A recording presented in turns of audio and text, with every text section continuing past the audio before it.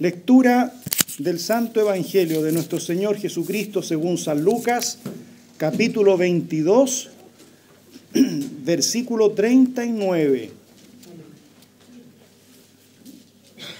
Doy lectura al Evangelio en el nombre de Dios Todopoderoso, Padre, Hijo y Espíritu Santo. Amén.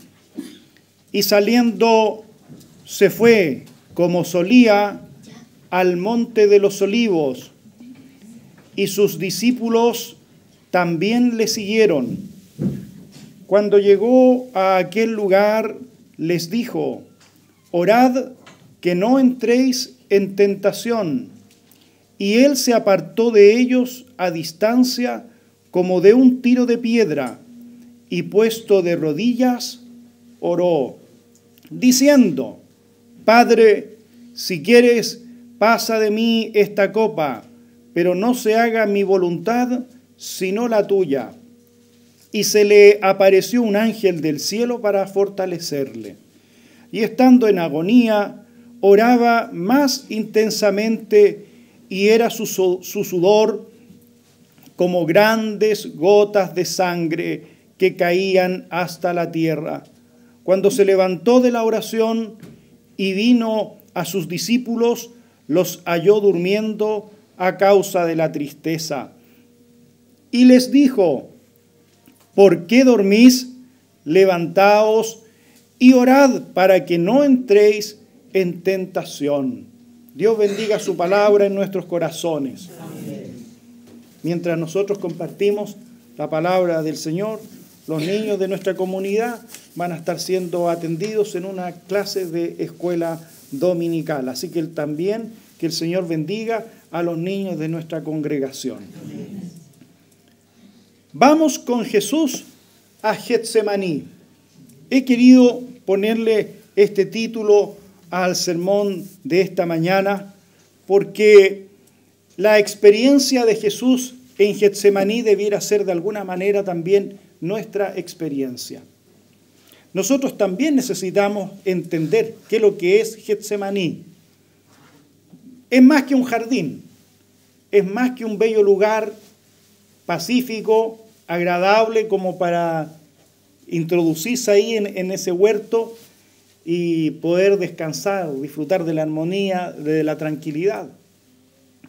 Tenemos un himno también en nuestro himnario que habla del jardín, ¿ya? Cuando bajo del olivar, ¿ya?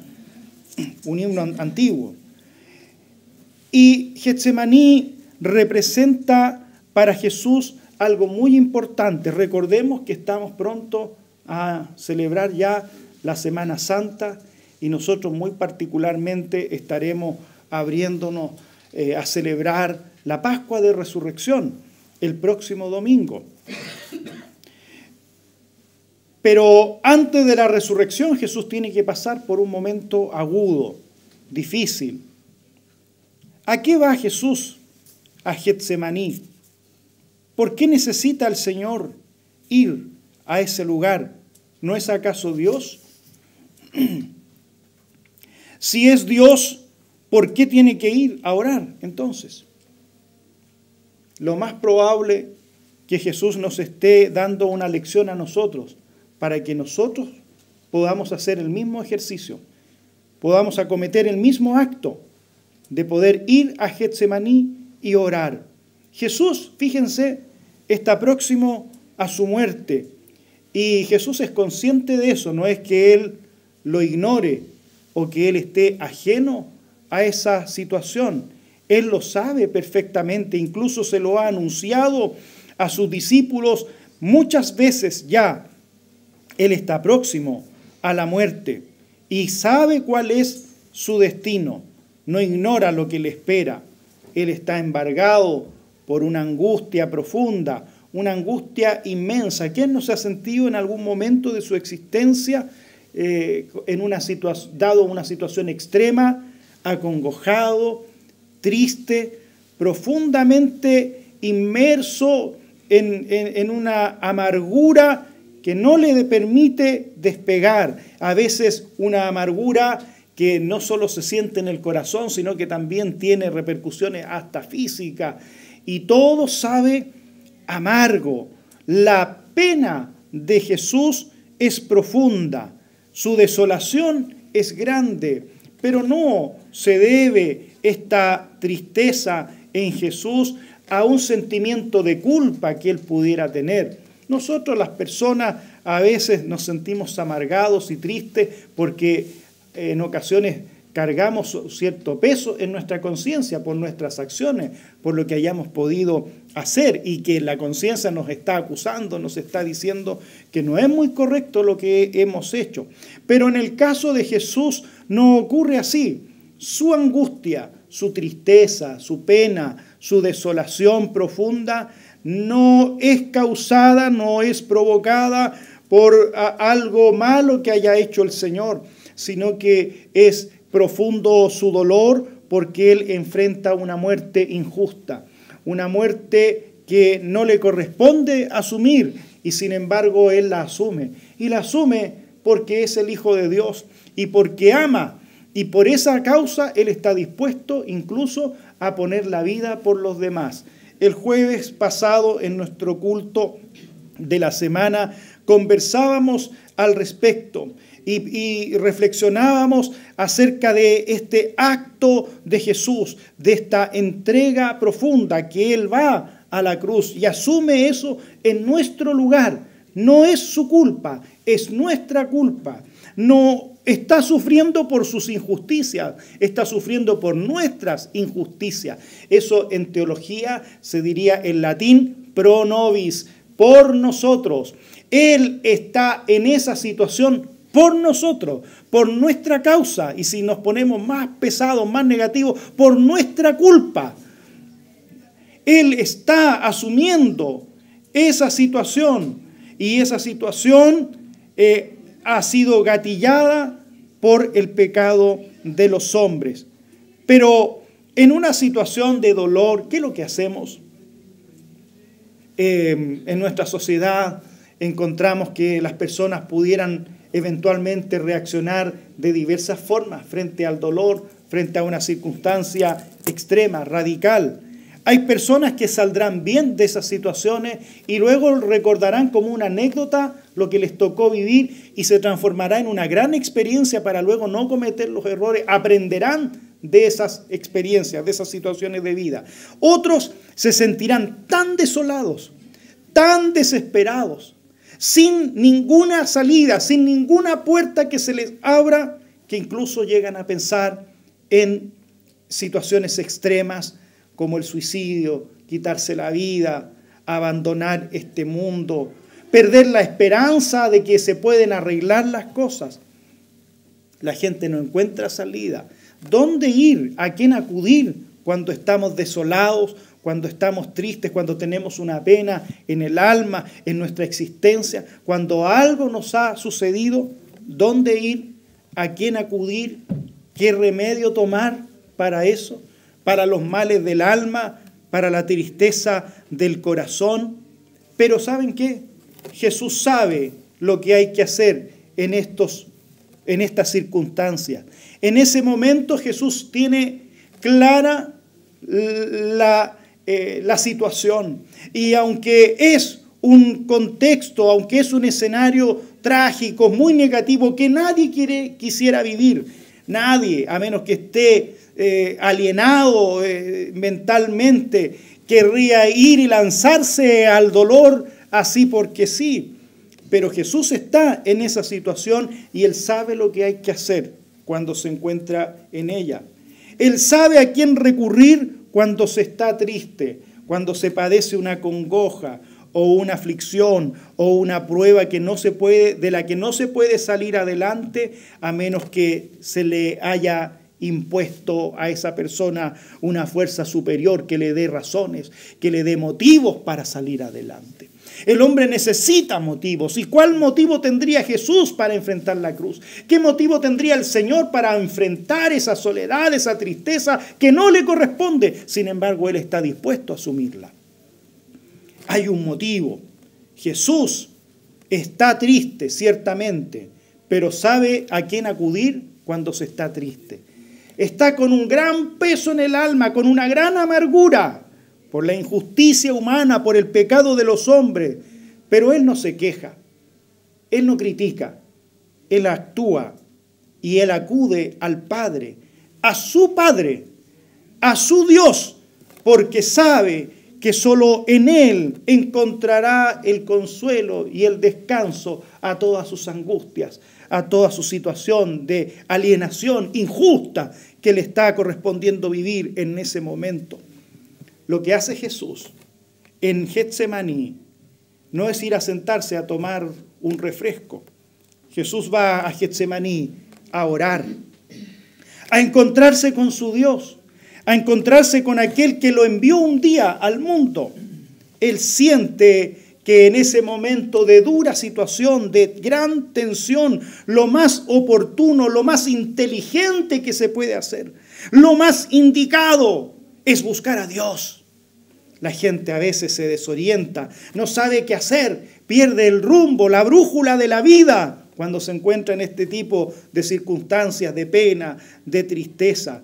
Pero Jesús no pierde el rumbo, no pierde el norte. Él sabe que tiene que ir al Padre y está seguro que en la medida de que se meta con el Padre, Él le responderá y le vendrá a consolar. Él busca a Dios porque no tiene duda de que Dios ha de responder a sus peticiones. Él siente que tiene que buscar a Dios. En ese momento de tristeza no puede abandonarse a sí mismo, sino que tiene que hacer un esfuerzo mayor aún para ir a buscar al Señor, porque Él sabe que lo necesita. Y lo necesita primero para tener comunión con el Padre. Getsemaní representa la comunión con Dios, representa la intimidad que hay que tener con el Señor. Nosotros no podemos vivir la vida solos, por nuestra propia cuenta. No es posible concebir un cristiano que no busca a Dios, un cristiano que no ora, un cristiano que no dobla sus rodillas, un cristiano que no procura la intimidad, la oración con Dios. Se habrá perdido, hermanos queridos, gran parte de la experiencia cristiana. No se puede conformar usted con sentarse en un culto, con venir un día a la semana. Usted tiene que hacer algo por su vida espiritual. Usted tiene que buscar el rostro del Señor.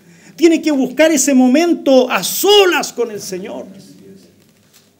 Porque ese tiempo a solas con Dios marcará la diferencia y la calidad de vida espiritual que usted va a tener. Jesús necesita orar para tener comunión con su Padre. El versículo 41 dice que Jesús se apartó de sus discípulos a una cierta distancia. ¿Para qué? Para orar. No es que Jesús fuera un autista o un tímido que no quiere juntarse con la gente. Hay momentos para estar rodeado de gente, pero también hay momentos para estar solos. Y nosotros necesitamos pasar tiempo solos con el Señor. ¿Cuánto más en un momento de tristeza, de situación extrema, necesitaremos nosotros ir a la casa del Padre, a la intimidad y buscarle a Él? Pero el Señor también le necesita para no apartarse del plan divino que le ha sido encomendado. El versículo 42 lo dice de una manera muy clara y es uno de los textos que mayormente recordamos nosotros cuando estamos celebrando la Pascua de Resurrección. Jesús, en la oración intensa, profunda, que hace a su Padre, le dice con humildad, con resignación, con una renuncia absoluta, resignado a la voluntad de Dios: Padre, que pase de mí, si quieres, si es posible, que pase de mí esta copa. ¿Qué copa? La copa de la amargura, la copa de la traición, la copa de la incomprensión. No son cosas bonitas, no son alabanzas, son situaciones negativas que nadie quiere enfrentar. Si nos dan a elegir, nosotros lo más probable es que no escogeríamos situaciones como esa. Pero Jesús la está viviendo, y lo que es más, la copa de la muerte, la copa del oprobio y de la vergüenza. Y Jesús le dice a su Padre, si es posible que pase de mí esta copa, porque Él es sincero con Dios. Y eso es lo que debemos ser cuando estamos en la oración. Debemos ser sinceros. A los hombres le podemos mentir, a un predicador le podemos mentir, pero a Dios no le podemos mentir. Con Dios, cuando estamos en esa intimidad, es la oportunidad. Es el momento justo para ser sinceros con Él. No debemos desaprovechar ese momento. Si vamos a orar, reconozcamos ante Él nuestras faltas. Por eso que en nuestro rito, en nuestro culto, hacemos nuestra oración de confesión. Y no pedimos que nadie lo diga en voz en cuello, así a los fariseos, como lo dice el Evangelio. Te doy gracias, Señor. Sino que cada uno, en su intimidad, en el silencio, con el corazón, elevando ante Dios su petición y confesando sus faltas. Necesitamos tiempo con Dios, calidad de tiempo con Dios para no apartarnos del plan divino. Jesús está luchando contra eso. Jesús sabe que tiene que ir a la cruz, pero también sabe que es dolorosa. Pero Él no quiere que, aunque sea dolorosa la cruz, eso sea un obstáculo para que se haga la voluntad de Dios. Por eso que termina diciendo, pero no se haga mi voluntad, sino la tuya, Señor. Aunque Él quisiera humanamente en su carne despercudirse de esta responsabilidad, aún así y todo, Él está dispuesto a asumirlo. Está dispuesto a enfrentar la cruz porque sabe que en esa cruz Dios se estará agradando y estará salvando a la humanidad. Sí, para no apartarse del plan de Dios, del curso de Dios para nuestra vida, es necesario ir a la oración. Si no oramos, no tendremos nunca el rumbo definido. No sabremos hacia dónde dirigirnos, no tendremos idea de cuáles son nuestras metas y objetivos en la vida, menos nuestros objetivos espirituales, para poder mantenernos dentro del plan divino, del plan que Dios ha trazado para nuestra familia, para nuestra vida cristiana. Tendremos que pasar tiempo con Dios en la oración. No permitamos que el diablo nos aparte de los planes que el Señor ha delineado para nosotros. Y Él necesita también ir a la oración para ser fortalecido en medio del dolor. Él necesita consuelo. ¿A quién acudir cuando estamos tristes? ¿A quién acudir cuando tenemos un dolor extremo en el alma, en el corazón? Dice el versículo 44, que estando Jesús en agonía, cuando el dolor y el corazón se le apretaba más que nunca antes, dice el Evangelio, que Jesús oraba más intensamente.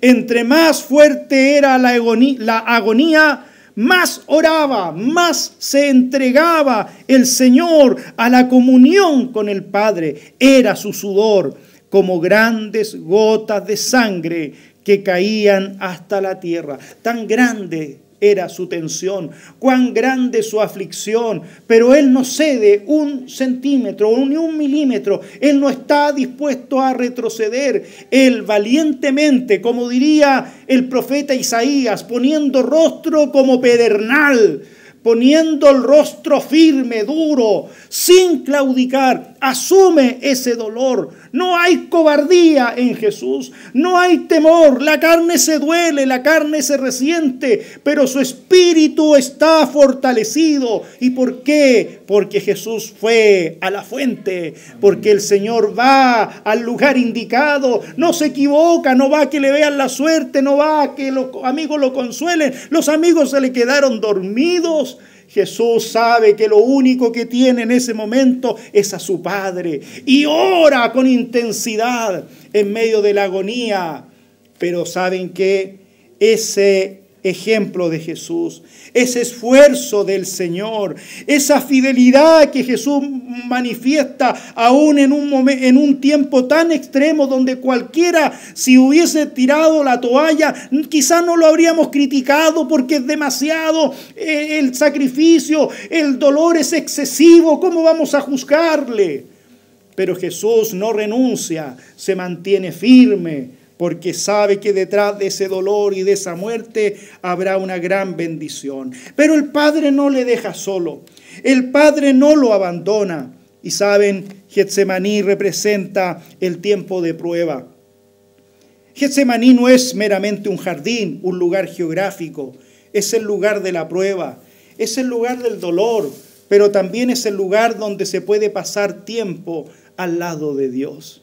Y Dios nos invita a nosotros a que pasemos tiempo con Él. Getsemaní nos habla del consuelo de Dios, nos habla de la fidelidad que tiene el Señor hacia nosotros, porque Dios no abandonó a su Hijo Jesucristo, no lo dejó solo. Dice el Evangelio que hemos leído esta mañana, que un ángel descendió del cielo y le fortalecía. ¡Qué maravilla! Un ángel del Señor vino a consolarle, un enviado del cielo diciéndole: ánimo, el Padre está agradado en lo que estás haciendo.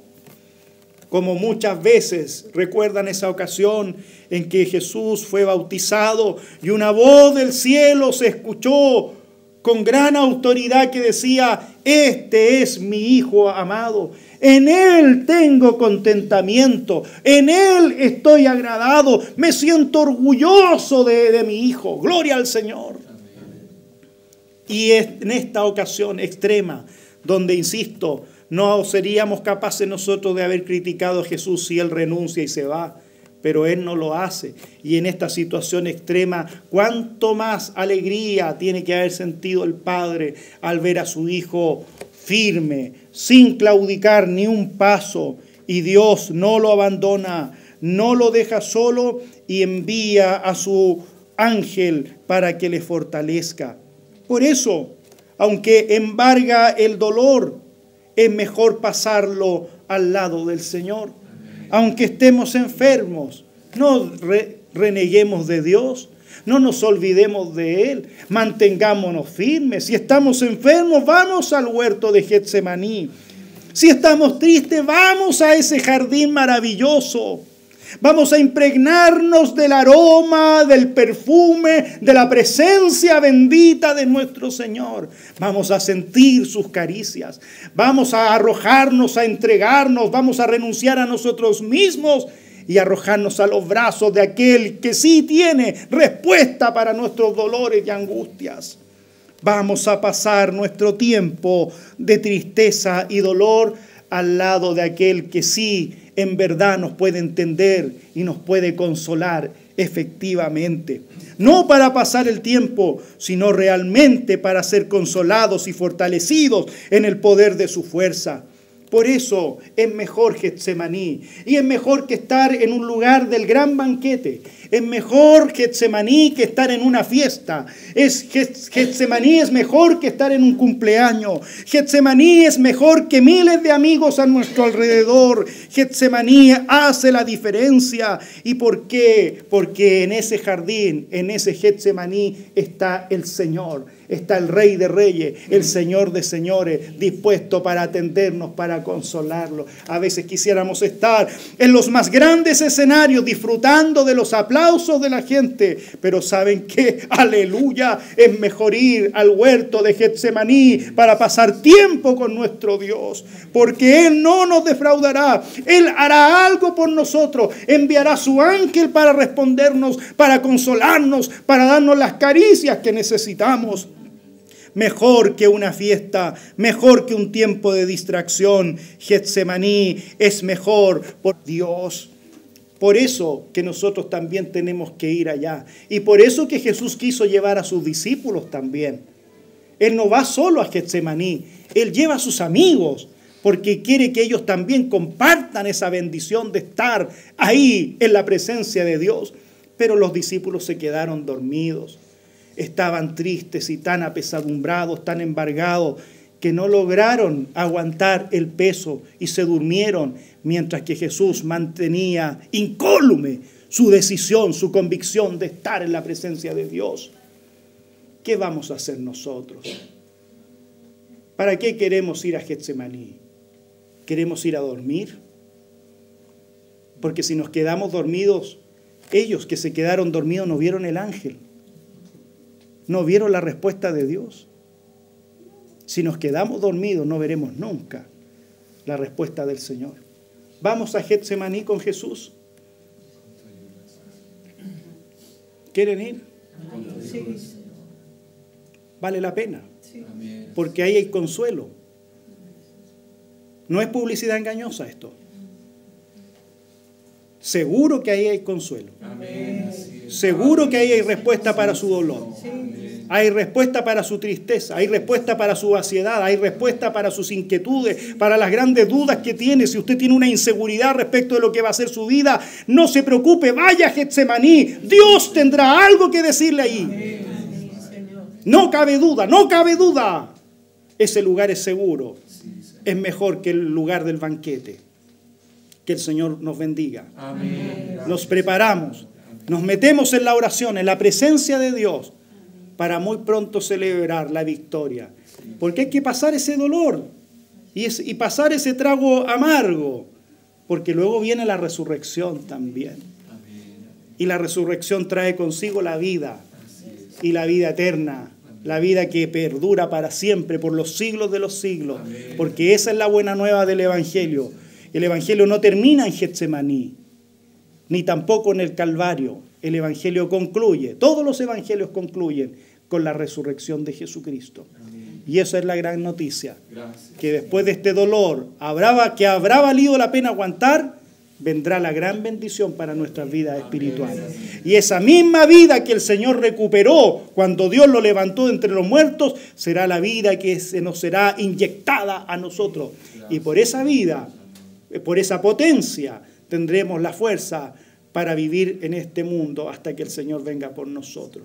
Así que vamos a Getsemaní junto con el Señor, porque bien vale la pena, porque ahí encontraremos muchas de las respuestas que nosotros necesitamos. Que Dios añada bendición a su palabra en nuestros corazones y la haga prosperar para todo cuanto el Señor quisiera hacer con nosotros.